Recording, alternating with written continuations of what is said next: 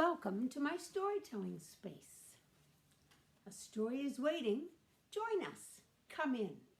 And now, if you're ready, the tale will begin. How the Rhinoceros Got His Skin. Once upon a time, on an uninhabited island by the shores of the Red Sea, there lived a Parsi man whose hat the rays of the sun were reflected in more than oriental splendor. And he lived there with nothing but his hat and a knife and a cooking stove, the kind that you must particularly never touch. Well, one day he decided to make himself a cake. And so he took all the things that you know you need to make a cake. He took flour and sugar and spices and a liquid, and he mixed it and he mixed it and mixed it until he knew it was indeed a superior comestible. It was 2 feet wide and 3 feet thick.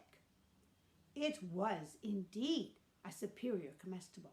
And then he put that cake in the oven and he baked it and he baked it until it smelled most brown and sentimental. And then, just as he was about to take that cake out, there came out of the altogether uninhabited interior one rhinoceros. And he had a rhinoceros nose, and he had 2 piggy eyes, and he had a horn right at the very end. And he went, "Hey!" And the Parsi man quickly climbed up to the very top of the palm tree, wearing nothing but his hat, from which the rays of the sun were reflected in more than oriental splendor. And that rhinoceros, he came over and he knocked that cooking stove over. Oh, and that cake rolled and rolled and rolled in the sand, and that rhinoceros followed it and spiked it right on the end of his horn, and he ate it. Now, that rhinoceros never had any manners then, he never has any manners now, and he never will have any manners. Now, he also did not look like the rhinoceroses look today. He looked more like a Noah's Ark rhinoceros, and he had a skin which fitted him very, very tight, very smooth, and it was buttoned up with 3 buttons right underneath. And after he had eaten that cake, he went back into the altogether uninhabited interior, waving his tail. Now, the Parsi man didn't like that one bit, and so he came down from the top of that palm tree, wearing nothing but his hat, from which the rays of the sun were reflected in more than oriental splendor, and he righted up his stove, and then he recited this sloka, up to now you have not heard, which I will proceed to relate. He said, "Them that takes cakes that the Parsi man bakes makes dreadful mistakes."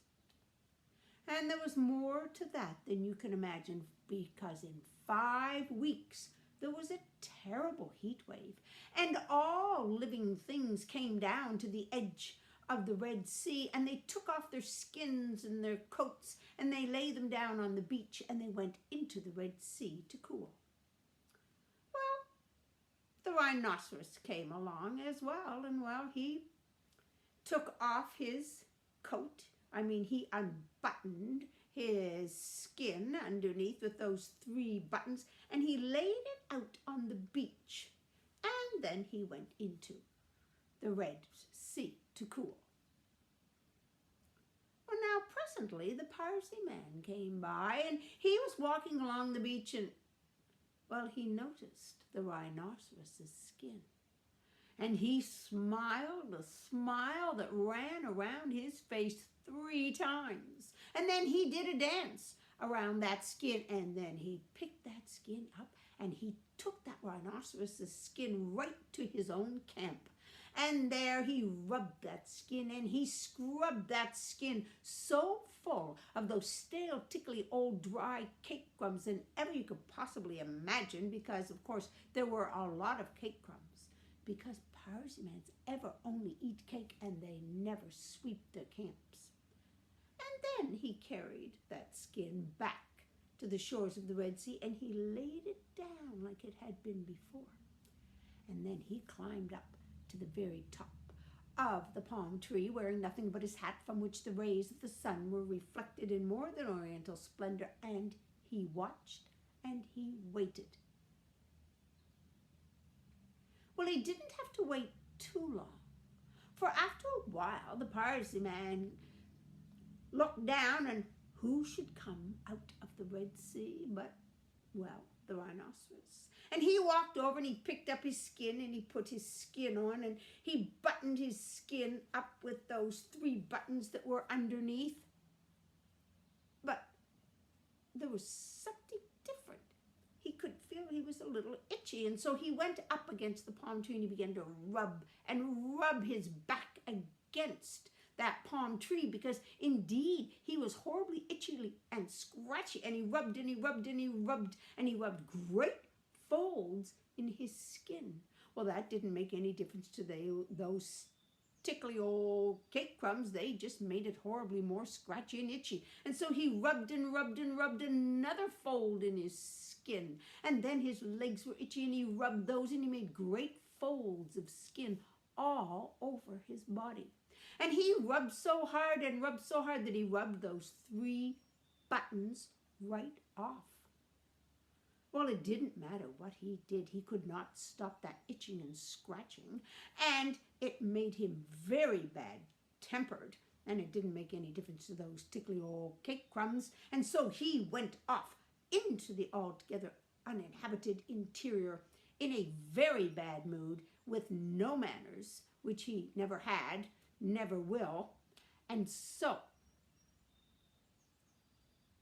the Parsy man came down the palm tree, wearing nothing but his hat, from which the rays of the sun were reflected in more than oriental splendor.